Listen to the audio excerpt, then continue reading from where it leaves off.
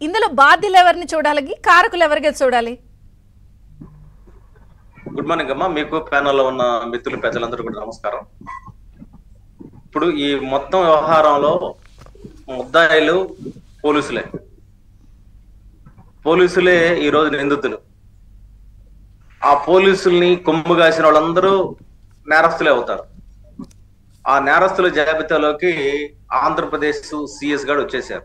ఎందుకంటే సిఎస్ కి తెలియకుండా ఏ ఎస్పీ గాడ అడుగు ముందుకే, జగన్మోహన్ రెడ్డి గారు చెప్పకుండా సిఎస్ అడుగు ముందుకేయడు. ఎలక్షన్ కమిషన్ అమాయకత్వానికి ఈ సంఘటన కూడా ఒక నిదర్శనం. ఎందుకంటే ఆ రోజు సంఘటన జరిగితే మీ ఇంటెలిజెన్స్ విభాగం ఏం చేస్తుంది, మీ నిఘా విభాగం ఏం చేస్తుంది? ఇంటెలిజెన్స్ అధికారి ఎలక్షన్ కమిషన్ అనుసంధాన కాడ అంటే ఆయన డైరెక్ట్ గా ఎలక్షన్ కమిషన్ కి ఇంటరాక్షన్ ఉన్నా ఉండకపోయినా మన సిఎస్ తో ఉంటారు కదా, డీజీపీతో ఉంటారు కదా, కొత్తగా వచ్చిన డీజీపీ అయినా సరే ఆయనతో ఇంటరాక్షన్ ఉంటారు కదా.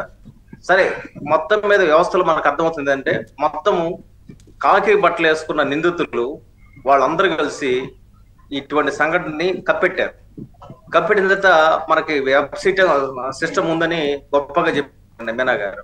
మరి 10 రోజులు ఎందుకు పట్టింది మీకు అదే రోజు ఎందుకు ఓపెన్ కాలేదు? అదే రోజు ఎందుకు పిన్నెల రామకృష్ణారెడ్డిని హౌస్ అరెస్ట్ కంటే కూడా ముందు తీసుకెళ్లి జైల్లో పెట్టాలి కదా, ఆయన్ని అదే రోజు చేయాలి కదా. అంటే రేపు ఎవరైనా సరే మీరు ఆ పోలింగ్ బూత్ లోకి వెళ్ళి ఈవీఎంని పగలగొట్టుకోవచ్చు, లేకపోతే ఇంకుపోయి చేయొచ్చు కదా. మీ ఉద్దేశం ఏంటి? కాబట్టి ఇప్పుడు ఇమీడియట్ గా ఎలక్షన్ కమిషన్ చేయాల్సింది ఏంటంటే అతని ముందు అనర్హుడిగా ప్రకటించండి, ఆ ఫలితాన్ని మీరు వాయిదేయండి. లేకపోతే దానికి సంబంధించి ఆయన అనర్హుడు ప్రకటిస్తే అతని ఓట్లు పక్కన పెట్టేసి మిగతా వాళ్ళని మీరు విజేతకి ప్రకటించాల్సిన అవసరం ఉంది. ఒకవేళ ఆయన విజేత అయినా సరే ఆయన్ని ఒక 7 ఏళ్ళు జైల్లో పోతాడని చెప్పి అంటారు కదా మీరు. అన్ని శిక్షలు వేయడం ద్వారా ఏముందంటే డెమోక్రసీని కాపాడాల్సిన దగ్గరే ఎలక్షన్ కమిషన్ ఉంటుంది. ప్రత్యేక అంబేద్కర్ రాసిన రాజ్యాంగంలో ఎన్నికల కమిషన్ దానికి ఒక స్వతంత్ర ప్రతిపత్తి ఉంది. ఎందుకుందంటే స్వతంత్ర ప్రతిపత్తి ప్రజల హక్కులు కాపాడడం కోసం ఎలక్షన్ కమిషన్ ఉంది, ప్రజల ఆత్మగౌరవాన్ని దెబ్బతీయడం కోసం కాదు. నేను ఆ మధ్య ఎలక్షన్ కమిషన్ దగ్గరికి వెళ్ళినప్పుడు మీనా గారు ఇక్కడ స్పష్టంగా చెప్పాను, ఎలక్షన్ మీ నేతృత్వంలో జరిగినట్లేదు, ఎలక్షన్ జగన్మోహన్ రెడ్డి గారు జరుగుతున్నట్టుందని. కాబట్టి జగన్మోహన్ రెడ్డి గారికి సంబంధించిన అవశేషాల్లో భాగంగానే అక్కడ సిఎస్ ఉన్నాడు, సిఎస్ కనుసన్నలో డీజీపీ ఉంటాడు, మరి డీజీపీ ఆయన కనుసన్నలో ఉంటే ఎస్పీలు ఆయన కనుసన్నలో ఉంటారు. కాబట్టి ఎవరికి గులాంగిరి చేస్తున్నారో అర్థమవుతుంది. కాబట్టి ఆంధ్రప్రదేశ్ లో గత 5 ఏళ్లుగా నడిచింది ఏంటంటే విధ్వంస పాలన.